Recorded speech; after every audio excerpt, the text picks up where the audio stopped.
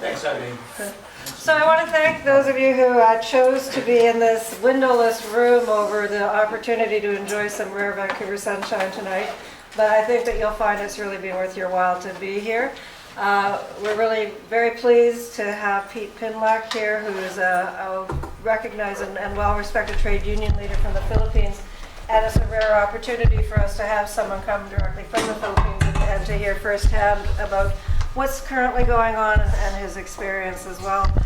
So my name is Joey Hartman. I'm the president of the Vancouver District Labour Council, which is one of the sponsoring organizations, and I want to just acknowledge and thank the other two organizations, TSSU, which is the support staff teaching union here, and the Simon Fraser University Labour Studies Program.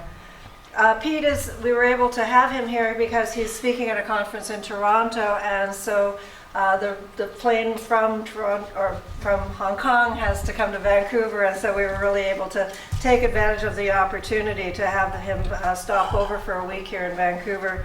And this is one of several meetings and informal gatherings with Pete to help build solidarity with Canadian activists. Hello. And so just as a bit of an introduction, Pete is the chair of an organization called KPD, which is also known as the Movement for National Democracy in the Philippines. It's a coalition of unions, community organizations aimed at broad-based political organizing. So it includes human rights groups, women's groups, students, youth organizations, and small businesses, and a range of other organizations to have a broad-based coalition to organize for the common good, which is a message that really resonates for those of us in Vancouver who have been working with the formation of an organization called the Metro Vancouver Alliance that brings together faith, community, and labor organizations, again, for the common good. And it also resonates when we think about the Olympics that are going on in London right now, which are the very first living wage Olympics ever. And that's as a result of the London citizens who have been working on a living wage campaign through, again, the same form of broad-based community organizing and meeting with the Olympic organizers since 2004 to make sure that their demands were articulated and met. And so that's pretty significant to see that it's happening now in the Philippines as well. Pete's also former president of the Long Distance Telephone Workers Union in the Philippines and the former president of MAKABAYAN Trade Union Central, which represents teachers, telephone workers, industrial and agricultural workers as well. MAKABAYAN hosted a Labour Council delegation from Vancouver in 2008 that went to the Philippines, which included Bill Saunders, Larnie de los Reyes, Murray Martin, Carol Nordby, and some others as well. So it's good to see that Bill and Larnie are here for this as well. And they came back raving about MAKABAYAN and Pete particularly as a very dynamic, very powerful leader of the movement in the Philippines. And the sense of commitment to organizing in extremely difficult conditions really struck the delegation from Canada. So he made a big impression on them and continues to, as we hear about what's going on currently. MAKABAYAN is currently conducting two very large and critical union organizing drives. One is call center workers, of which there are many thousands, 650,000 call center workers in the Philippines, including TELUS. So we think of TELUS as being a British Columbia-based company, primarily Alberta now as well. And you know, some years ago, they had a very long strike, and one of the things they lost through that strike was the right to prevent the employer from exporting jobs in call centers. And so we now have about 20 to 30,000 TELUS workers in Manila working in call centers. Yeah, I've got that number right, yeah. And so Pete's organization is helping to try and organize them. And secondly, there's a huge Korean shipyard called Hanjin near Manila, and the union has applied for certification to represent 23,000 Hanjin workers, and they've been in the courts fighting for that certification to come through. The other important initiative I just wanted to touch on, and I'm sure Pete will speak about more, is a merger of most trade union centrals in the Philippines that kind of came together just before May Day of this year. And for those of you who have followed the Philippine labor movement, it's been quite fractured. And quite divisive and new organizations coming and going. And this decision recently to have a joining together of most of the trade union centrals, I think is quite hopeful in terms of being able to build some solidarity and some stability in the movement. So that's where I'm going to stop and ask you to please join me in welcoming Pete Pinlac.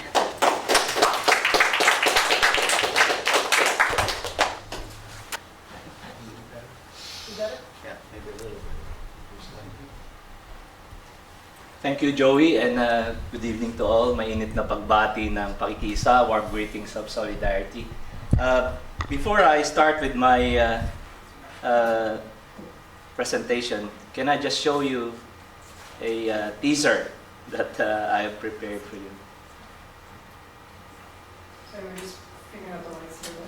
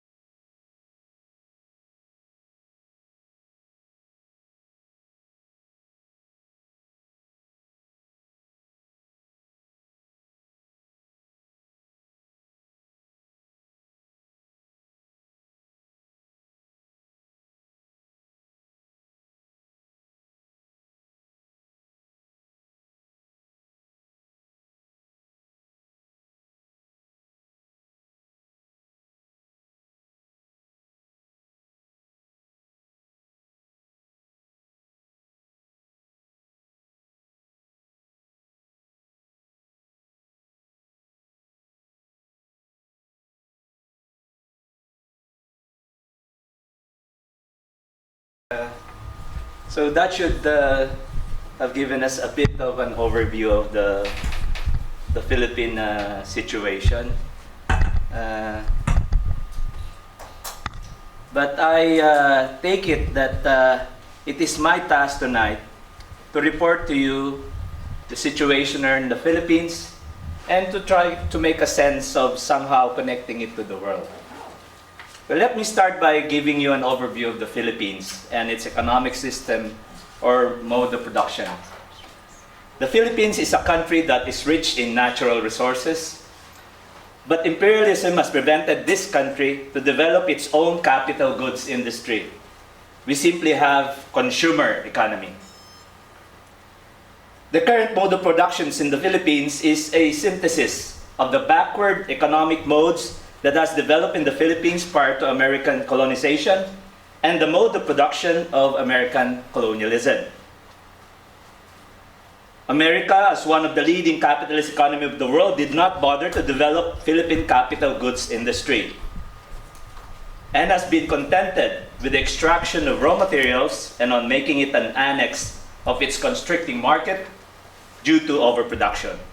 Thus, a unique mode of production for the Philippines developed, something that would not draw together economic elements that constitute capitalist mode of production.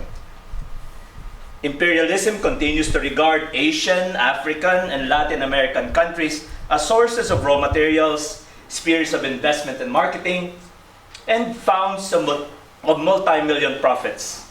Imperialism's colonialist policy has resulted in an appallingly low economic development, a low economic development level, the hunger of millions of people, a life expectancy that is far lower than in the developed countries, and mass illiteracy.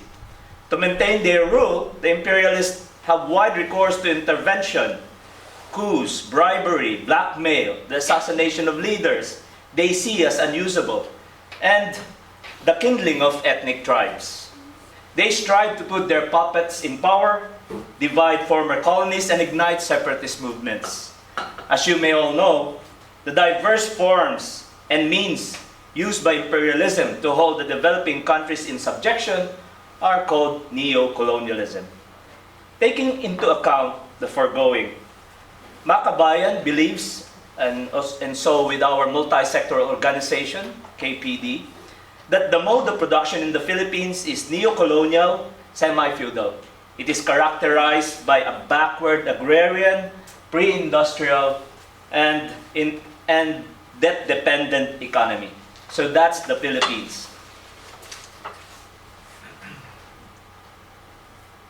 Well, let me start by saying I come from the Philippines, said to be Asia's center of people selling their own internal organs to earn money. I come from this country where a growing number of its urban population score garbage dumps for food or buy leftover food thrown away as garbage by fast food restaurants. A country where about 600,000 women and 75,000 children are forced into prostitution by poverty. I come from the Philippines where 10 women die every day due to lack of health services.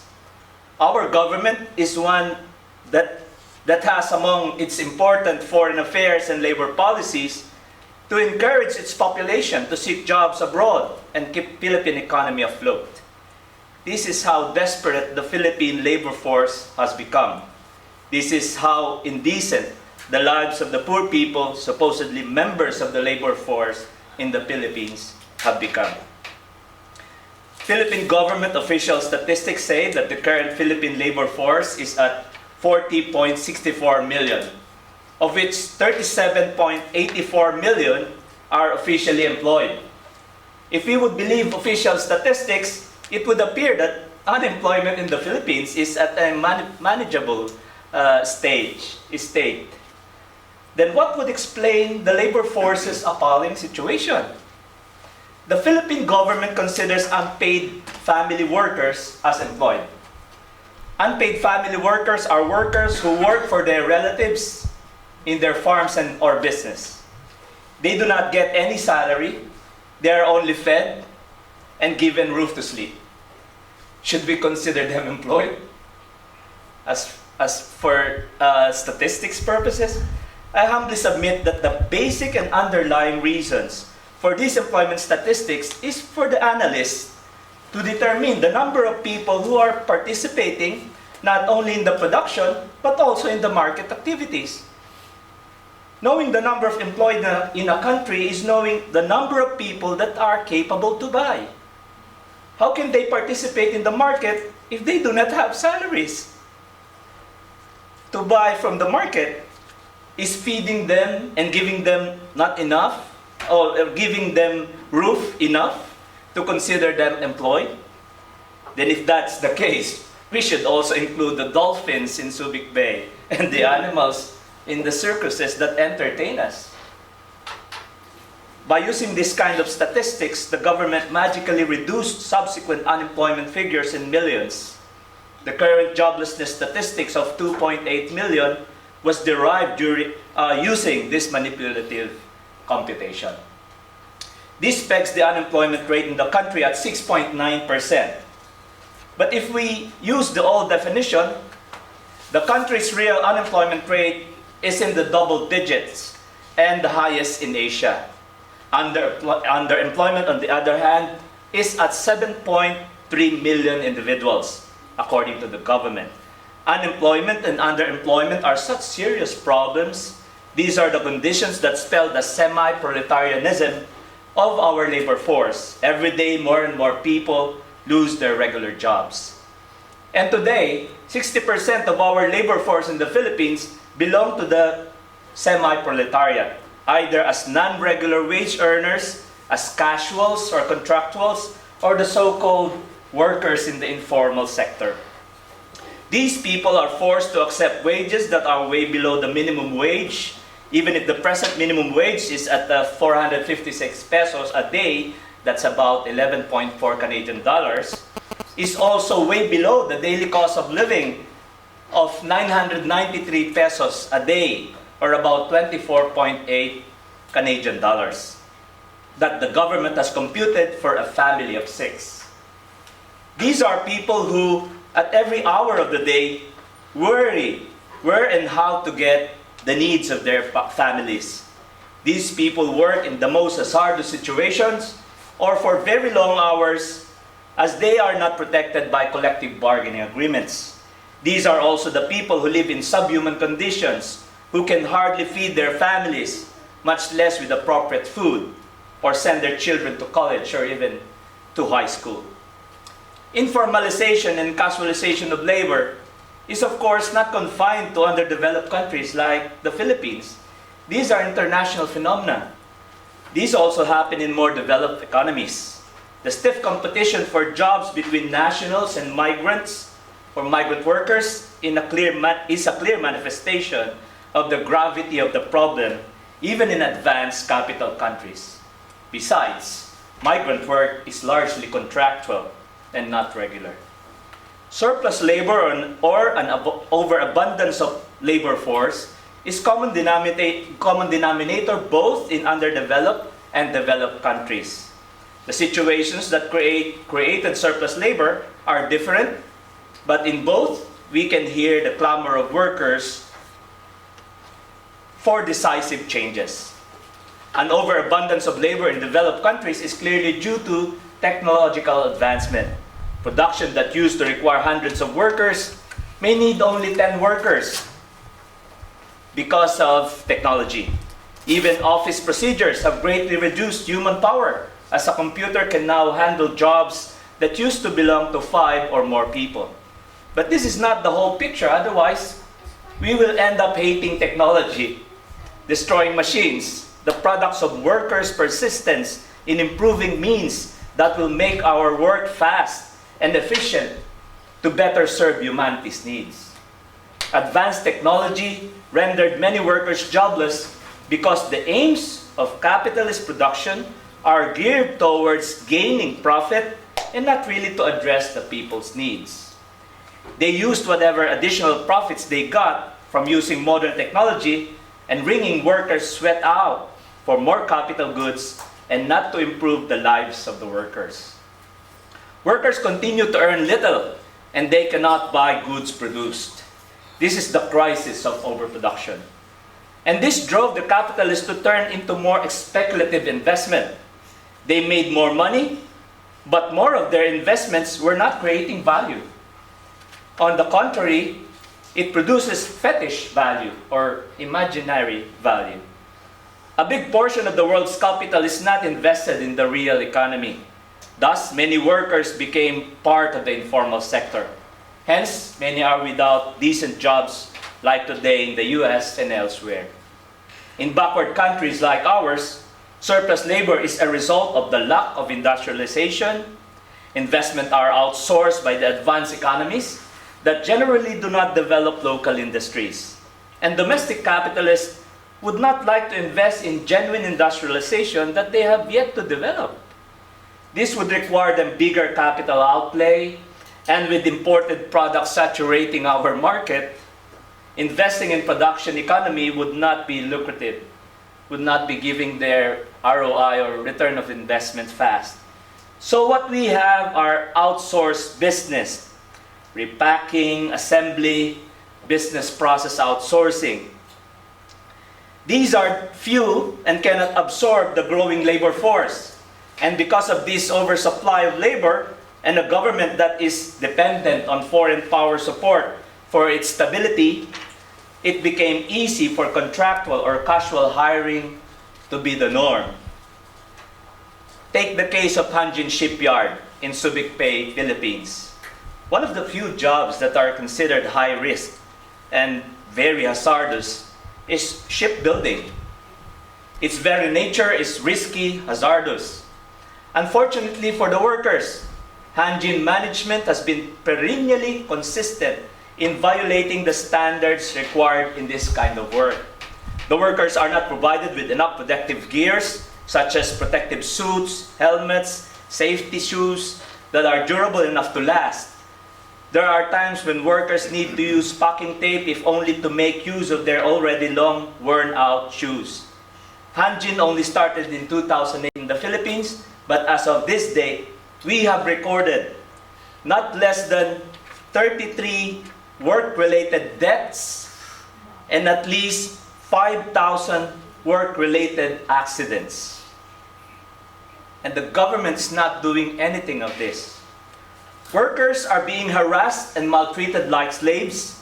The workers' dignity of being human beings is completely disregarded. On a daily basis, workers are being spunked, hit with hard objects, knocked on their heads, kicked in order to make them obedient workers. When the workers organized themselves, they were thrown under the heat of the sun. The workers were asked to simply squat at the field in the middle of the day for no reason at all. They were also being asked to pull out weeds and grasses right under the heat of the sun. All this at the whims and caprices of management. Hanjin now employs 21,000 Filipino workers.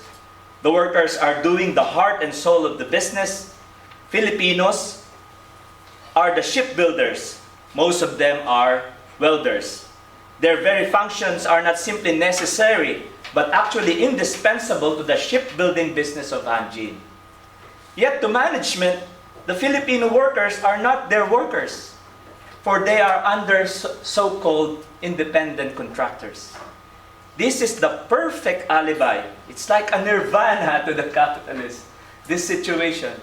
This is the perfect alibi from capitalists operating in the Philippines to get rid of their natural and legal obligations to their workers.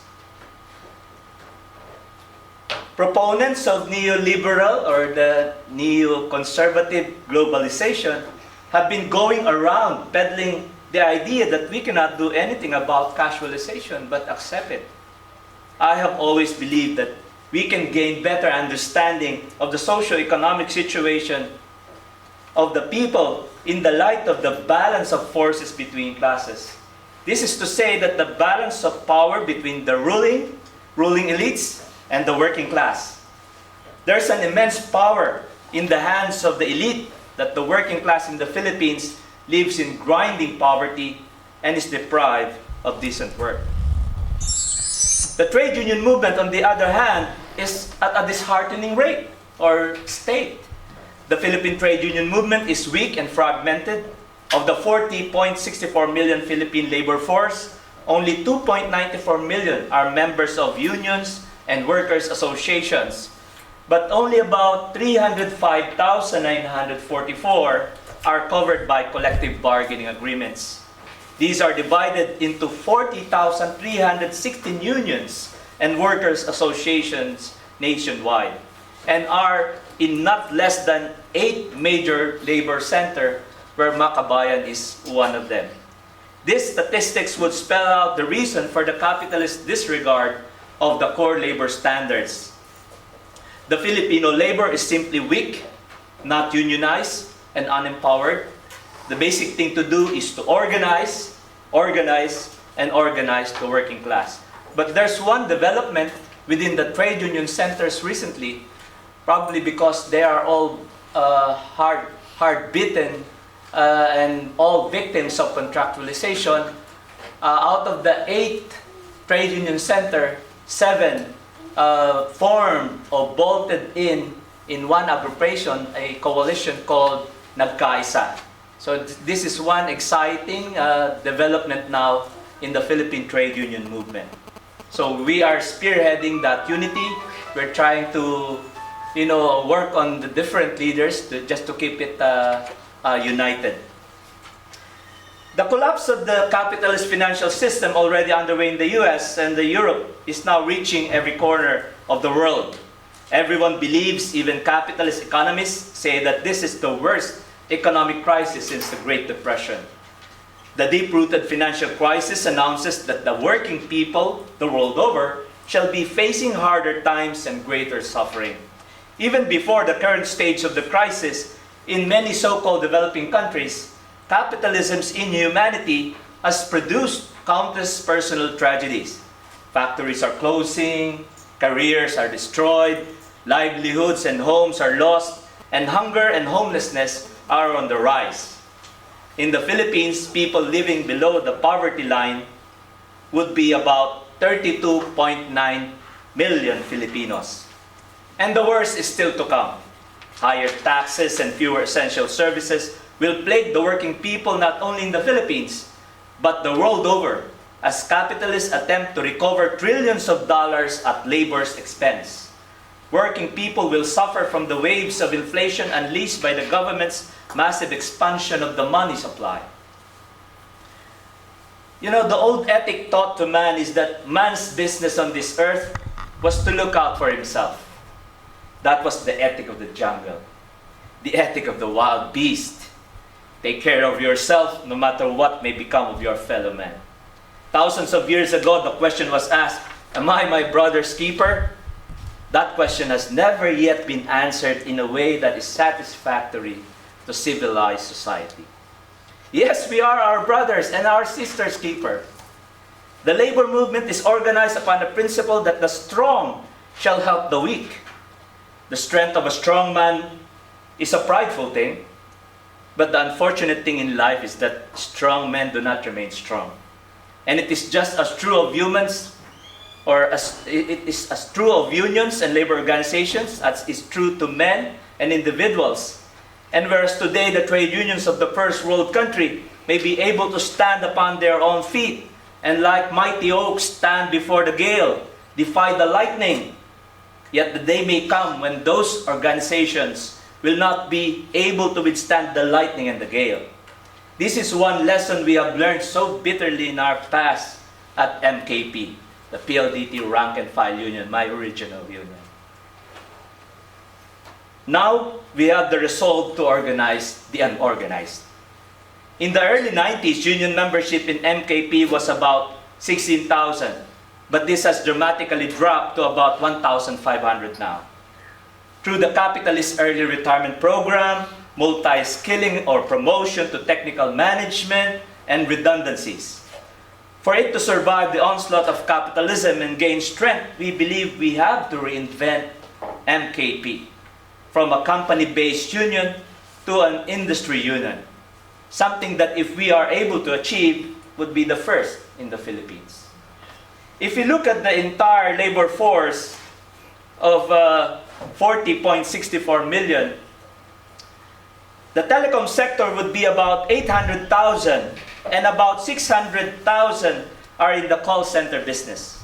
But only about 6,550 are unionized, or a rate of 0.88% unionization rate in the industry. This is primarily the reason why workers' rights are violated or outrightly denied, and workers' welfare are ignored. Thus, more and more workers in this sector are sliding down the poverty line. We have vowed to organize the entire Philippine telecoms industry. We know it is not going to be easy, and it's going to be a long journey. But as the saying goes, a 1,000-mile journey starts with a single step. So far, we have been successful in uniting the 7 out of the 8 unions under this industry and have finally called for its founding Congress last 2010. The Telecom Industry Union is now called Communication Workers of the Philippines.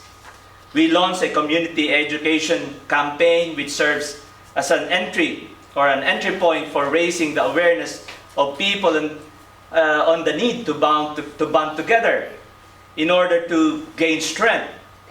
Likewise, CWP now has stepped up its education activities in the colleges and universities to build a favorable environment for the objectives of the union. Well, by starting them young, while they are still in school. The trade union movement of the world in general is in great challenge in this time and age. Only 4 countries have registered growth in membership. These are Finland, Sweden, Denmark, and Belgium. But VDLC nevertheless embarks upon the internationalist spirit. One of its edicts declares to the effect that the working people of the first world can never be free from exploitation. And in like manner of the recurring crisis until the working people of the third world will be free from exploitation. With VDLC propping up MAKABAYAN's role to organize the working people of the Philippines, such internationalist dream lives on. Your participation in our Adopt an Organizer campaign has gone a long way in sustaining for the basic needs of our organizers that were adopted. This has given them impetus in performing their tasks. Well, at this point, let me take this opportunity to thank the Vancouver District and Labor Council and all the unions that are members of this council. In behalf of the MAKABAYAN and its multi-sectoral umbrella organization, KPD, let me express my deepest gratitude to the entire membership of VDLC. Thank you, Bill. Joey, thank you. Murray is still there. The Arnie and Monica, thank you.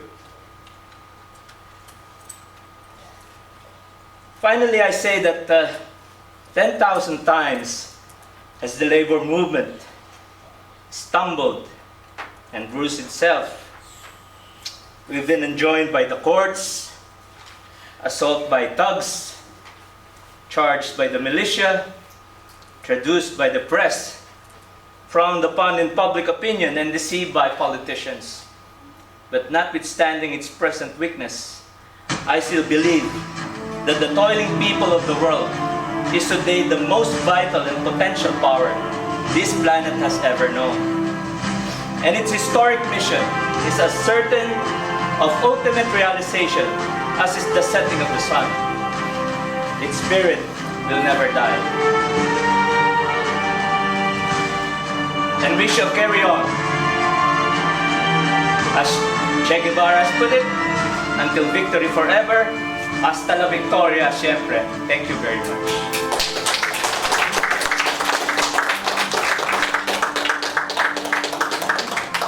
I'll just get the lights and then we can do some questions.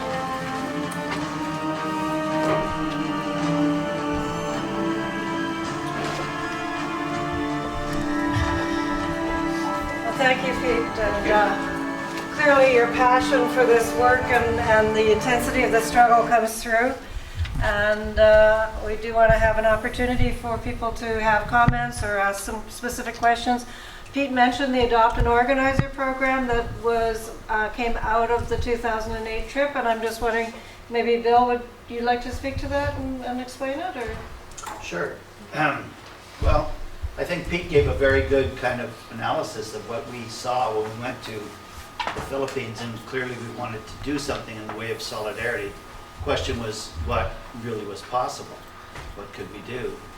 And, we discussed lots of things. Obviously, one thing we could have done is just raise a bunch of money and send it over there, and that would have had some impact, but we were looking to try to connect. Our analysis in the international situation is that really what we need to build is a world social movement, so it's important that people connect up to other organizations, person to person, group to group. So we looked at the Philippines. Pete's from the Telecommunication Workers Union. We spent some time in there, the struggles that they had been through, and right away we thought of the TWU and what the TWU had been through. And it's incredible how parallel the two organizations and their roads have been. It's clearly, and so we thought, we really need to link the TWU to the Telecommunication Workers of the Philippines. And then we thought about what about everybody else? What about the BCGU? What about Public Service Alliance of Canada? What about CUPE? What about all the other ones? And so working a bit on CODEV, who does that model, linking it up, how could we do this in a way that would make it easy and accessible for people? And so we thought, well, what we could do is have them sponsor an organizer from different groups. And so we asked MAKABAYAN to propose to us 3 or 4 organizers, give us their biographies, what were they doing. And I think the initial ones were someone was from the youth movement, someone was from The teachers. MAKABAYAN, and someone was from the teachers Yes. union, etc. And we took those 4 and we went out to various unions and said, here's our program. Basically, you would pay $100 a month, commitment for 1 year, and you would get a report every 2 months from this organizer about what it is they're actually doing, and linking up with you. And it was a huge success. It's still continuing. It's still continuing. We went from 4, I think, to wound up with 11 or 12 people being adopted, and linking these unions, so they were reporting back and basically following. And now Pete has come over here, and we're taking him, and he's meeting with the organizations that have taken out these sponsorships. So I think it was just a grassroots, a simple type of initiative that tries to build the idea of international solidarity and its practical implications among rank and file people in trade unions. Because these reports were out, were sent back, they were distributed among the union, the international solidarity committees, etc. And as I'm sure all of you in this room are aware, British Columbia is a leader in international solidarity in Canada inside the trade union movement. We're far ahead of virtually the rest of Canada. I say that modestly. And it's not from us, it's from CODEV, it's from CUPE, it's from lots of other unions that have really taken initiatives here and done lots of work, including the work that's done in Haiti and other work. It is really good work that's done here. And as a result, the trade union members are pretty aware of a lot of situations in lots of parts of the world, and that's what we actually really need. We really need for them to understand what's going on, to care about it, and to want to link and to build that kind of solidarity. And I think that's what that program did. Thank you. Anybody else? Sure people have questions, comments. Brian, you hardly ever. I'm just wondering if you can describe some of the concrete work that's done by the sponsored organizers. I think that might help. Yes, there would be about a couple or 3 districts of teachers organization that were organized with the help of the new organizers that were adopted by VDLC and its members.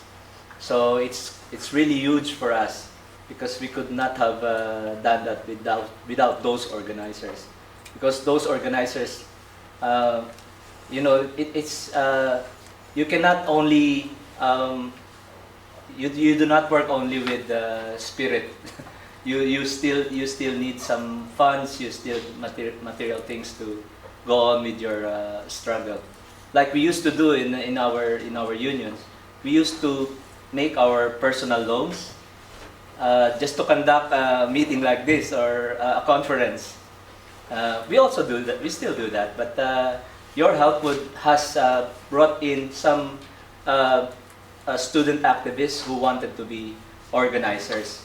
That if we could not have given them something, at least the basic ones that they need, they would probably go into the corporate life or to some other thing. So we have organized a couple up to 3 districts in Metro Manila because of this teachers movement.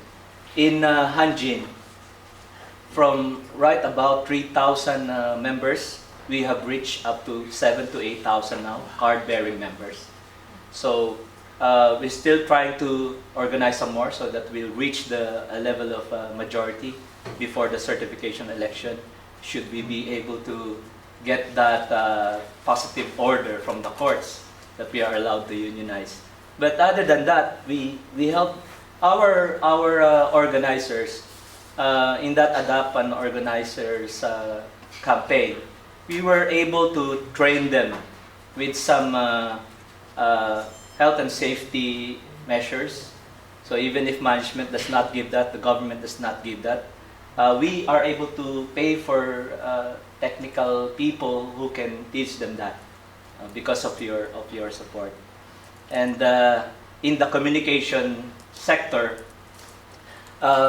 we have made to sign up several call center agents, because in the call center business in the Philippines, they are not really regular. Most of them are not really regular, and it's so hard to put up a union per agency or per independent contractors, because when management hear that this agency has in him workers that unionize, he will not renew the contract with that agency. So what we do is we form an association. CWP has one subsector, the call center agents subsector, and we sign them up for membership to that subsector. It's now growing. There are about 3,000 now, only in that subsector. Soon enough, it's going to be bigger. And right now, there's one activity of the teachers headed by that organizer that the VDLC has adopted, because the present government has allowed now unionizing within the teachers per region. So I think we will be capable of leading the teachers movement in two region. This is Central Luzon and the National Capital Region. So this organizer that you are paying for or giving support is the one leading the formation of the union. They are now successful in Central Luzon to sign up teachers. About 5,000 has signed up. That is enough for the certification election to happen. We're striving still in NCR because we have some competitor organization there. But we are confident that even if we lose, we are in good alliance with these competitors because of the Kaisa. So there's no problem who wins. So it's gone a long way, the support of all of you people for our organization. And we're open to any union who would like to join on to that program. Marion. You talked about 6 out of the 7 labor centrals have joined. Yes. Is it the KMU that hasn't joined? Only KMU has not joined. We're not giving up. We're trying to reach out for them. Anything else, Marion? No. Roger? What's the place of agriculture in the economy of the Philippines, in the outlook of the progressive political movements for how the country could develop? And do you have any perspective or success in organizing agricultural workers, I suppose primarily in peasant organizations? Yes. And one of the reasons I asked the question is our experience with Haiti. We have seen over the years the theory has developed that a country like Haiti doesn't need to worry about producing food, which for Haiti, agriculture is its foundation, because we'll bring in sweatshop factories and the workers can earn wages, and then they can buy the food that will be imported from the United States. And so we've kind of seen agriculture in Haiti really destroyed over the years, and no real effort today after the earthquake to put that as a national objective. So I'm wondering how this issue of food and agriculture and the peasant movement plays itself out in the Philippines? Yeah, agriculture in the Philippines is quite problematic now. Even the character or essentially with the standing of the people within that area is so vague now. It's really a big question. What are they? What are they? Are they peasants or are they agricultural workers or what? One thing, the agricultural areas are less and less nowadays in the Philippines because there are more industrial estates that are being established. Most of the agricultural areas are transformed into commercial centers, highways. And, you know, this one of the programs of the government is infrastructure, so that leaves the peasants without any land to till. But there would be a small number of small agricultural landowners. So we have an organization of the peasant movement, but most of these are coming from the fisher folks. And there would be individual farmers on a small scale farming activities that would be member of this movement that we have established. So really agriculture there's a debate in this because there would be some huge plantation plants, for example, those that grow the bananas in the south. This is owned by a billionaire in the Philippines. And so there's a big debate on how do we consider those people working in that plantation. Are they peasant just because they till land, or are they agricultural labor or agricultural workers? Because in analyzing the whole thing, it would put a big difference in to what organization they should belong and what interest do they have. But as for us, we include them really as a peasant organization because practically most of them live like the peasantry during the Middle Ages. They are not using highly industrialized machineries. They still the farmers still use carabaos like it's in the Middle Ages. So their thinking would be like that. So if these people will get hold of power, then probably they will go to capitalism. So we're trying to analyze it and we're trying to develop their collectivity, their collectiveness. Because, you know, peasants would be petty businessmen in philosophy. But his thinking is that if I will be able to own this land, then that's it. My problem, the whole world's problem is solved. So that will develop individualism later on as our modern time capitalists develop from the old times in the Middle Ages when they are big peasants.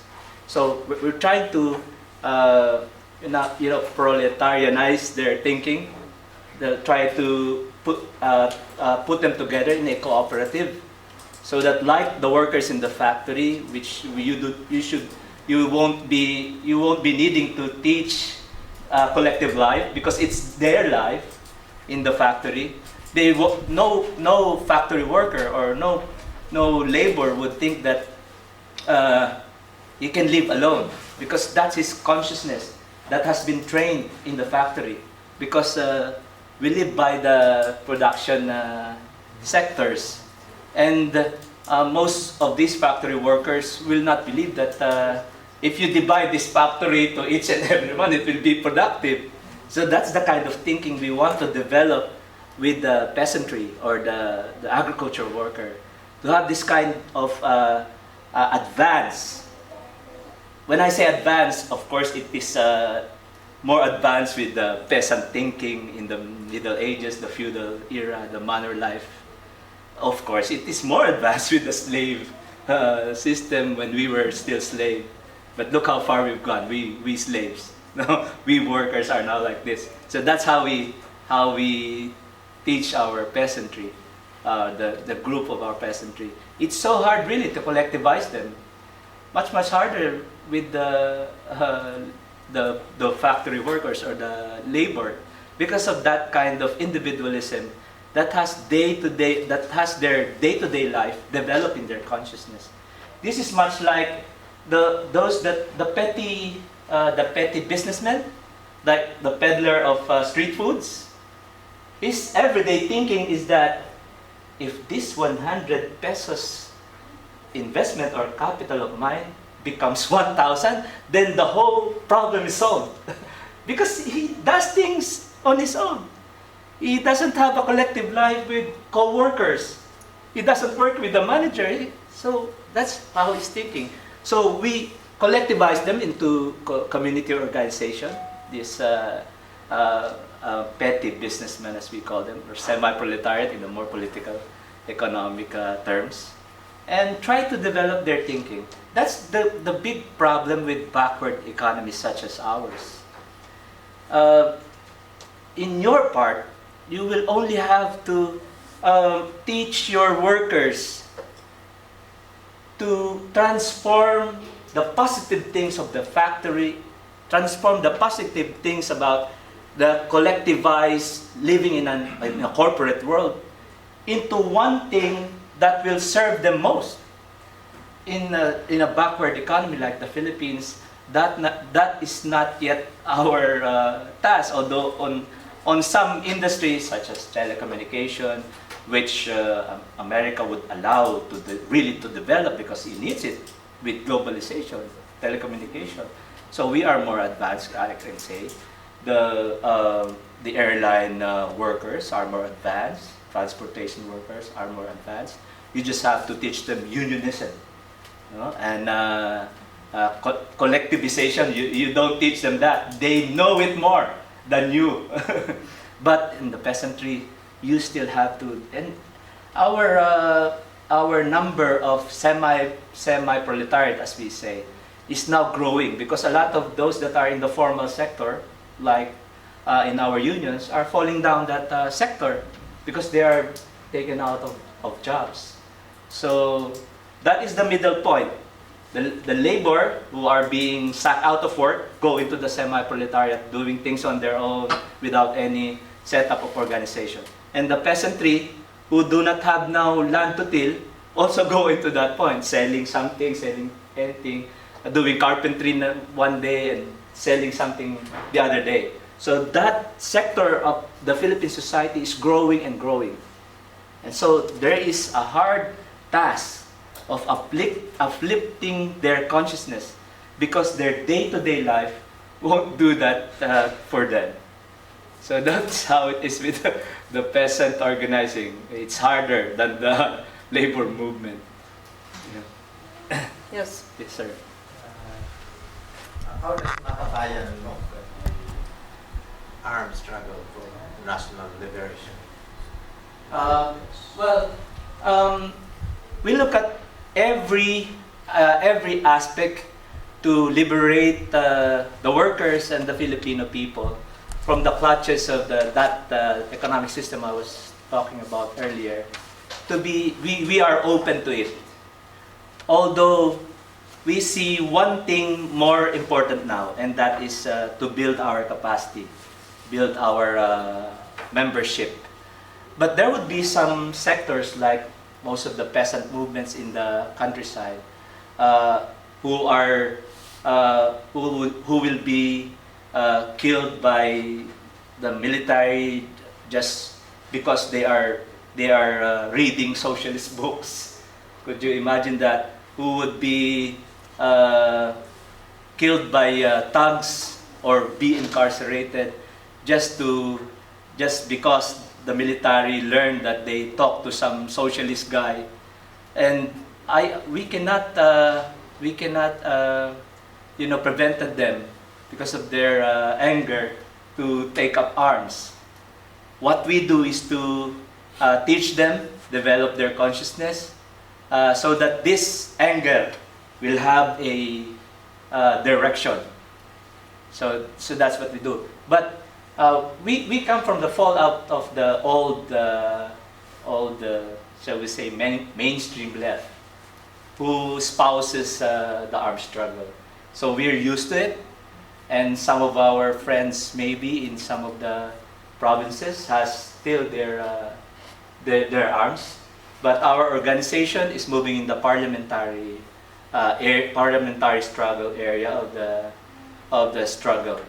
We're not discounting the good things that can do, and I believe eventually the contradictions will reach that point when the peasantry and the workers in third world countries like ours will have to think about seriously of going into the armed revolution or armed struggle. But up to this point, I don't see any organization that is really capable of doing that yet. My philosophy is that if this will happen, it should be one that the people realizes they need and would give them good, and not that which you just feed them, or take up arms so that you will be getting this. Because we have a lot of bad experiences with that. So we're trying to educate the peasantry in this respect. A corollary question. Yes. It seems a contradiction. Your analysis of Philippine society is semi-feudal. So the question from the gentleman here about how you organize the agricultural sector, does it not behoves on your organization or the labor movement in the Philippines to organize the peasantry or the business in Mindanao where where Dole and other big corporations are employing these people? And if you can organize the telecom workers in the urban areas, why is it that there's still an ongoing debate whether to organize these workers in Mindanao, which is contained in the largest agricultural worker in the country?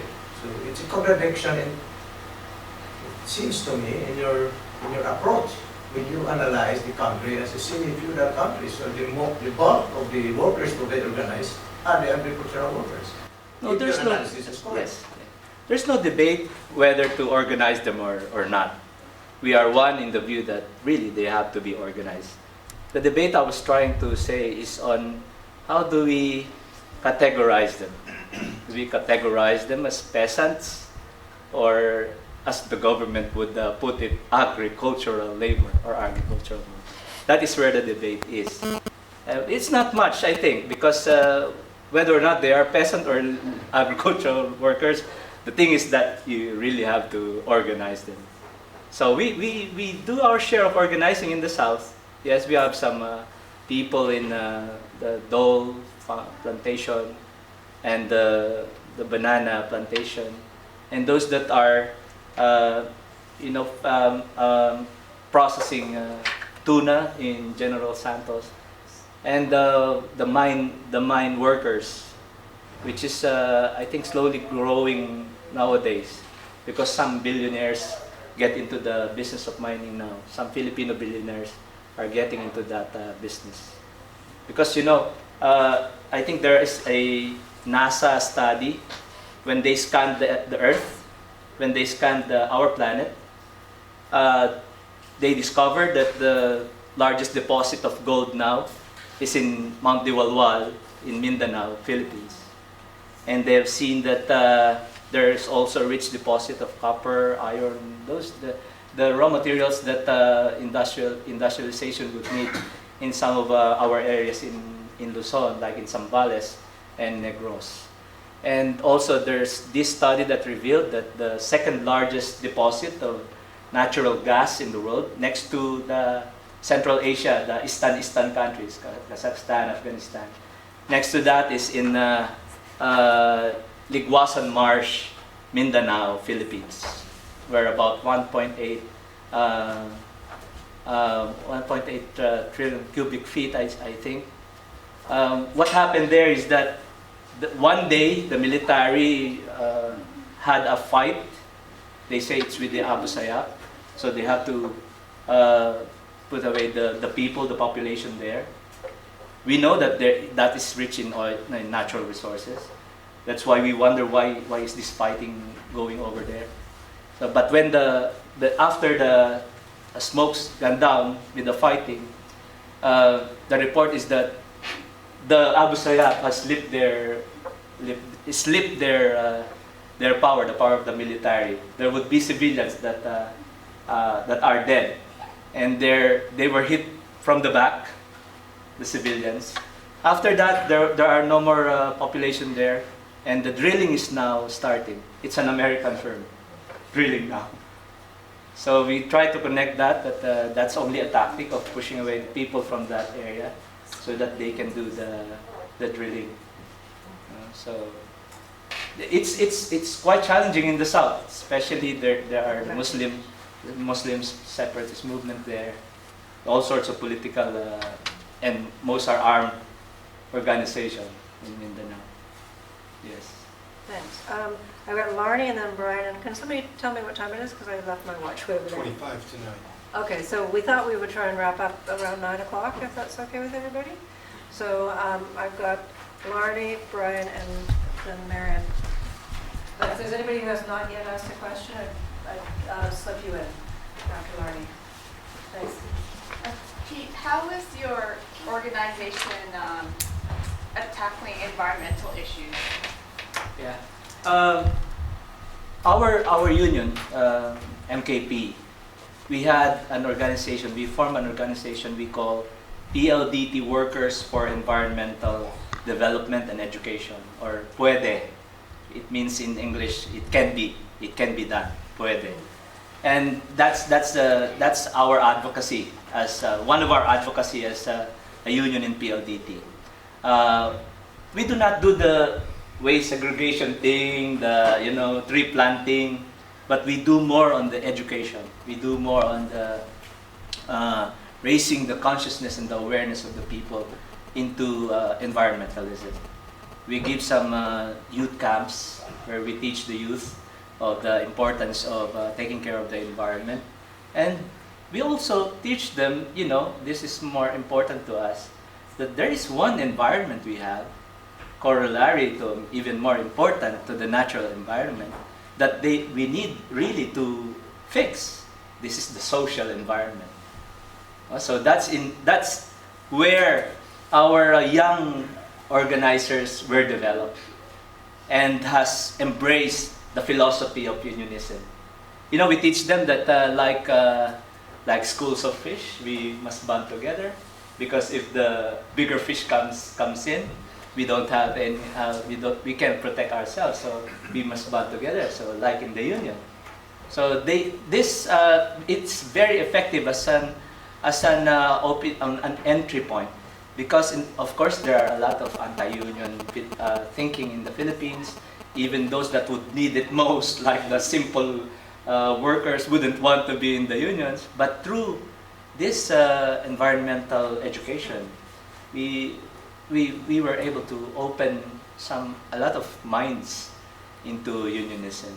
So every year we conduct this youth camp in different provinces of our area. But the most active were those in Cebu. But we also do it in the north, in Baguio. We do it in the central part of Luzon and in the national capital region. We had a great campaign against the nuclear power plant in Morong, Bataan. We had a great campaign there. So the congressman backed out of that proposal of putting up that nuclear power plant. Now he has shifted from the nuclear power plant to a coal-fired power plant. So they used to tell us, what do you want? You don't want the nuclear power, and now you still do not want the coal, they said. So we tried to argue that, and within the environmental philosophy thing, we said nuclear is not really clean.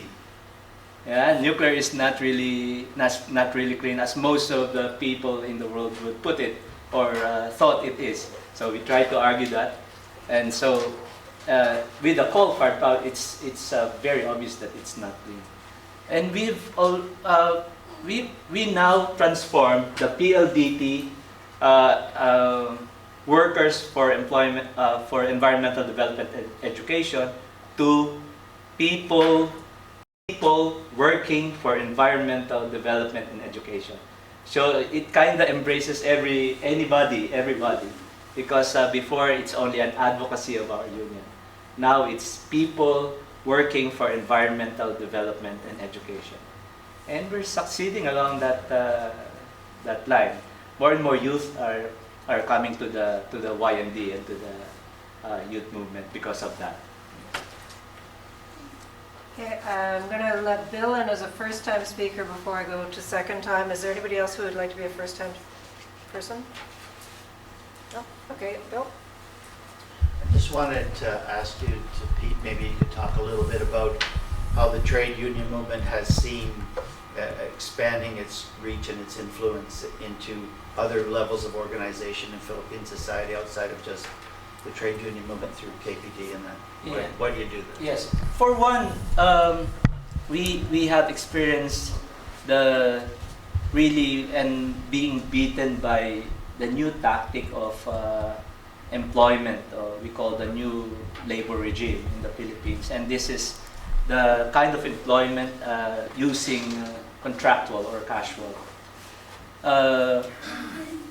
What used to be a peculiar means of employment, the casual thing, which is only used for hiring security guards, janitors, is now the norm.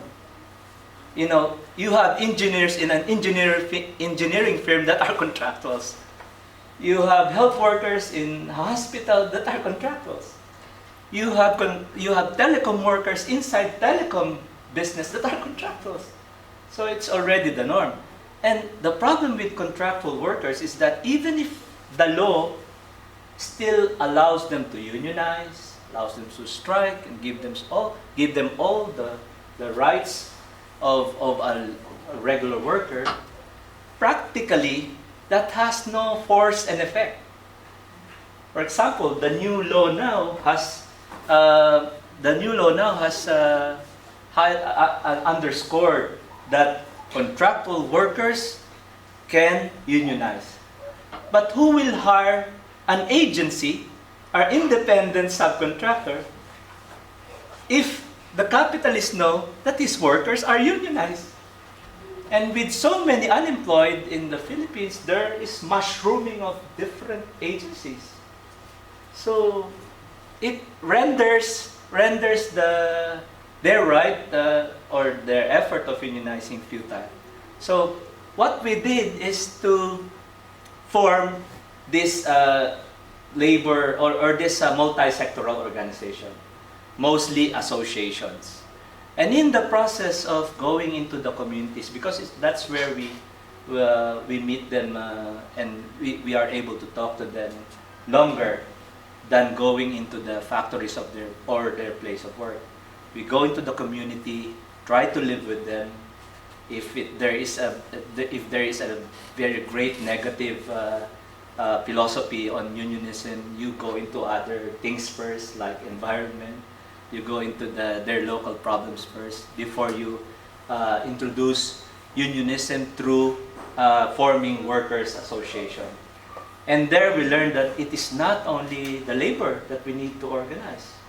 The teachers have their problems, small businessmen have their problems. And we just kind of have this idea that if we really want to get big or grow, we should not prevent anybody who, for one way or the other, liked our philosophy and would want to be part of our organization. So which is why in CWP, we have what we call associate members. These are not people from the telecoms, but for one reason or another, they liked our philosophy. They wanted to join. For example, I was invited by our members in the southern Luzon part in Batangas to talk about orienting them about the philosophy of CWP. These are workers from the telecoms in the local. But they brought along with them some workers from the plantation, some security guards, some teachers, some government employees. And they just like the philosophy and they would want to be a member, so we won't push them away from us. But when they already get big, we put them in a group that they are all teachers. We put them in a group that they are all youth. So that's what we do. If you live in the community, try to organize there, you will really find out that there is every need to band them together. And that's also common in the Philippines. There would be about 3 to 4 multi-sectoral organizations there. The trade union centers I was talking to you about earlier has their own multi-sectoral organization. Yet we haven't organized much yet, even combined totally. So we're working hard on it. I'll go back to Brian, and then Marion, and then you, sir. First, a quick question, which is, can you tell me how much the $100 a month is in terms of the proportion of the wage a person makes, or is that their total wage? Secondly, is there the physical danger now, as opposed to previously, in terms of union organizing in the Philippines, like there is in, say, Colombia or Honduras or Haiti or many other places? And finally, can you comment on whether you receive outside money, NGO type money or that kind of money for doing these multi-sector community-based organizing, and whether part of that is service provision or not? For the first question, the minimum wage has been pegged to 11.8 Canadian dollars a day, equivalent to that amount in peso. That's around 456 pesos a day. But we give, honestly, we give less than that so that we can give it to more people. No? But of course, some of those that are giving help, like VDLC, requires us to give the minimum wage so that we will not be charged of giving lower than minimum wage. But we do not give that to them as an employer or force it to them. They are the ones who realize the cost and realize the need for more organizers, so they divide the amount. And after all, our organizers, we teach them to live with the masses, try to live with them, eat what they eat, so that they will be able to imbibe upon themselves really the cause of the people. So a little help, or not a little, but this help coming from Canada, for example, go a long, long way, because it's times 40 in the Philippines right now. So that's the first one. The second one is that you're asking if there's a similar situation in Latin America? How dangerous to be a Yeah, trade union. How because dangerous? It has been historically in the Philippines. Well, I think right now we still rank number 2 as the most dangerous area in this planet for trade unions. Of course, Colombia is number 1. I think we still rank number 2, even if the present leadership in the government has no declaration of an anti-union stance. Because in the election, some of the union groups helped Noynoy Aquino to win the election. So he has no open declaration, but still trade unionists and people's organizers are being killed in the front. So it's really dangerous. What's good thing about my situation is I am on a high profile. Everybody sees me, and everybody knows that I'm against this government. So if I die, if it will only be them to point the fingers of the people. So maybe that's one tactic I do, or most of us do. we get to be high profile so that the government is thinking twice or thrice in touching you. But you know that you really can only do so much with security. You cannot be more security conscious because you have a lot of things to do. So which is why most of the organizers would experience extrajudicial killings. Like from our organization, our lady organizer in the Central Luzon, who's organizing the bus workers there, bus drivers and conductors. She was trying to help a peasant organization in their conference. She is trying to do the errands, buying food for them, cooking for them, and she was gunned down while on her way to the market. And we've experienced most of this during Gloria Macapagal Arroyo's time. Right now, it's not that tense, the situation, but I've heard we are still on the number 2 spot as most dangerous place for trade unionists.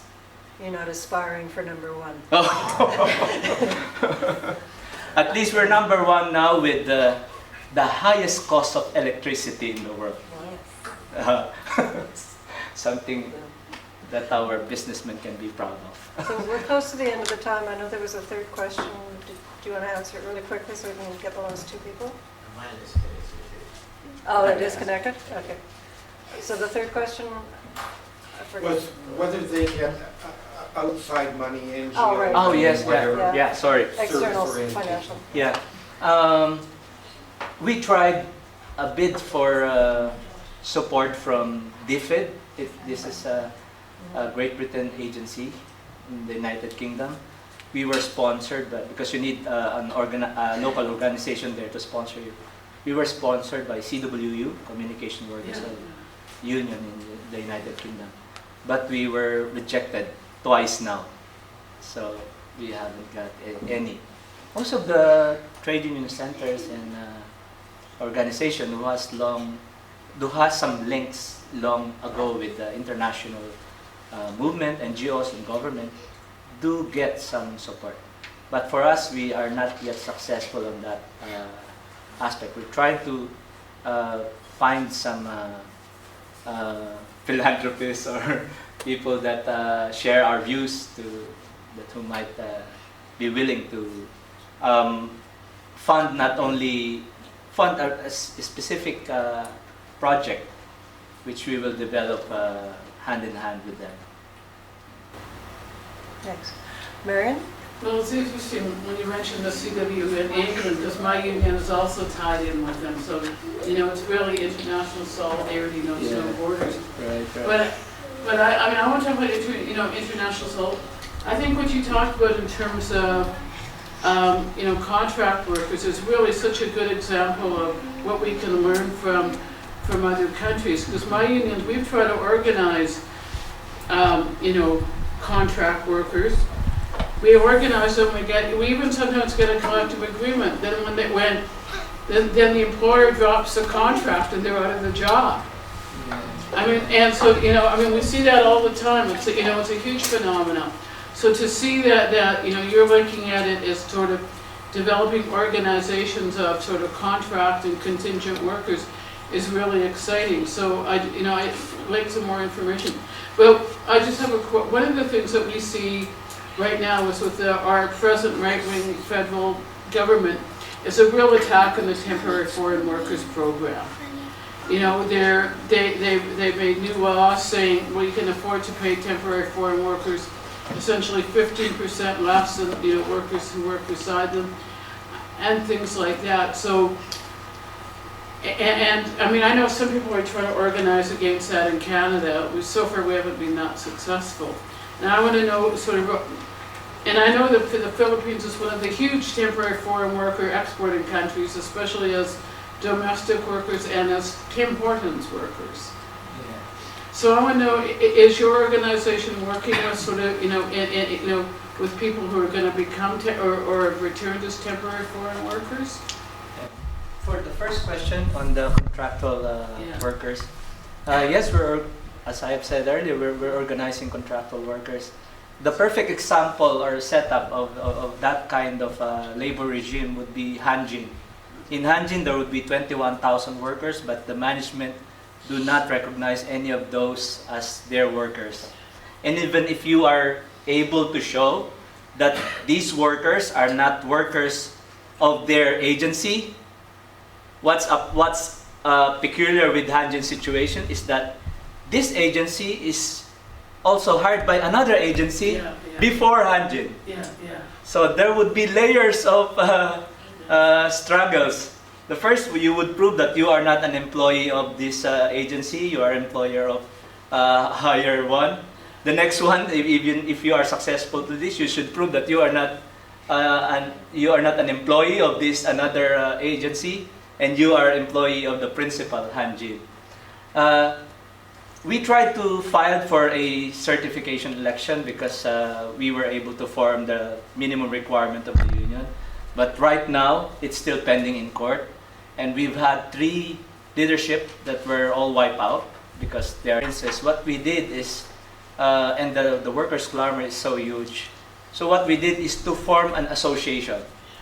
An association, well, every Filipino has the right to form their association.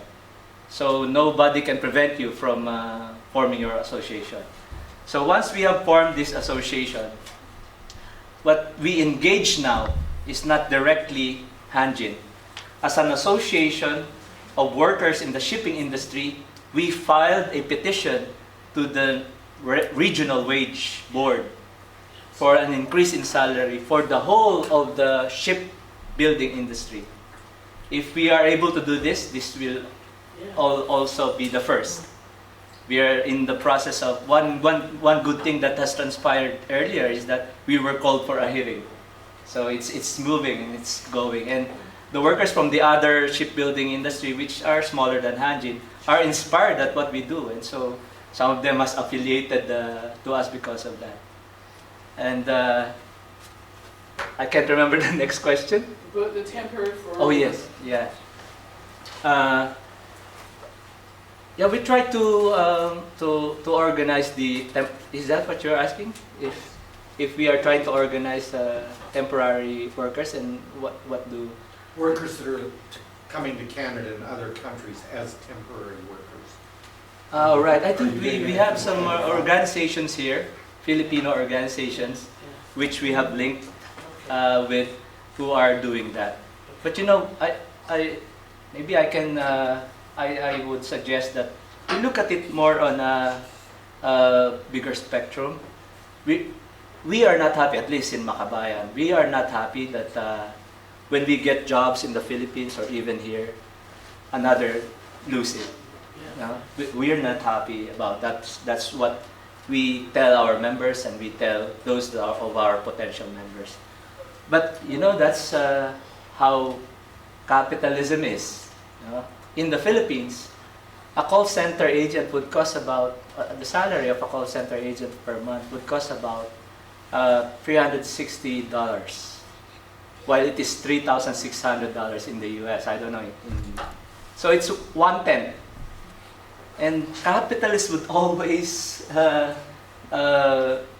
jump into that situation where the cost is less, no matter what nationality or ability you have. So we are trying to talk with partners like CWU from the UK and CWA in America.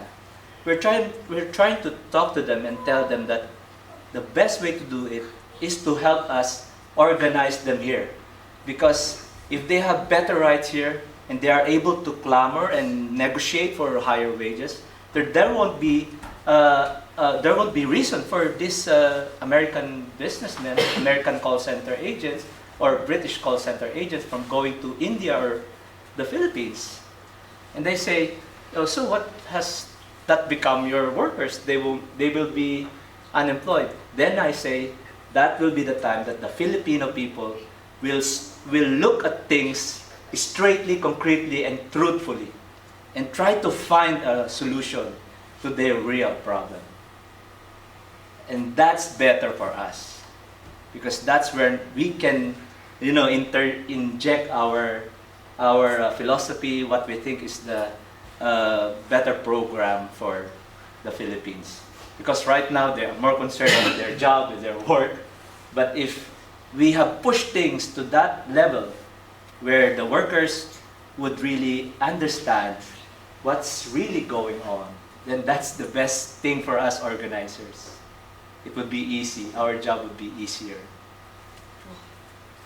I think I once, when the group came back from the Vancouver District Labour Council delegation, I remember a figure that stood out for me, which was that 50% of the Philippines' GDP, the economy, is based on remittances from workers who are around the world as the diaspora, trying to support their families and have a job as well. And I think, the Filipino workers who are in Canada as temporary foreign workers are being sort of equally exploited by the Philippine government, who expects that money to support their economy, and the Canadian government, who makes sure that their wages are suppressed and that they never have real rights to be able to have landed immigrant status without going through, in some cases, extreme difficult hopes, or in other cases, not ever.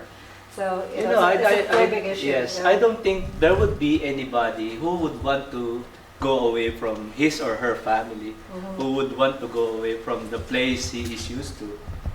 But the situation, the economic situation would push them there. Yep. So if we are able to produce or develop our industry, I think less and less Filipinos would go out of the country. Right now, because situation there is so desperate, there would be about 4,000 Filipinos in the airport going out of the country every day to look for jobs abroad. We have reached the 15 million mark now, and we're sending about 1,400,000 every year. So quite a huge number of people, and quite the brain drain, really. Okay, one last comment, because you haven't spoken yet. In terms of your statistic that you're saying 4,000 every day, how does the organization look at it, like the impact of the people living, going to work abroad? What is the challenges within the organization, within the local people? Because mostly we are professionals that coming into another country, and of course you guys trying to organize the people there, from the youth, to the workers, to the factory workers at a different level, but because of the desperation and the needs that we need to survive. Because I came under the program, the Eleuterio program, which is what I'm trying to know is your organization, how do you analyze our contribution and also the impact of being away in the Philippines? Social movements before had this attitude of preventing them and criticizing them to be escaping the problem, those that are the migrant workers. Of course, most of the migrant workers won't understand it. They don't care, because this is an issue of life and death thing. So now, because of that, because of the things that we think that are ultra-left tendencies, we have the resolve to organize them abroad. So we're thinking of, we've done linking ups with some organizations abroad, a Philippine organization, and we're thinking of developing more concrete programs of organization or organizing jobs, not only in Canada, but everywhere else that Filipino migrant or overseas workers are present. So it would be a new thing for MAKABAYAN. There would be about 2 migrant organizations working along that line now. Although they don't share the philosophy we have. So we're trying to do that. Well, thank you everybody for coming tonight, and especially thank you, Pete, for a really Thank you, amazing Joey. presentation.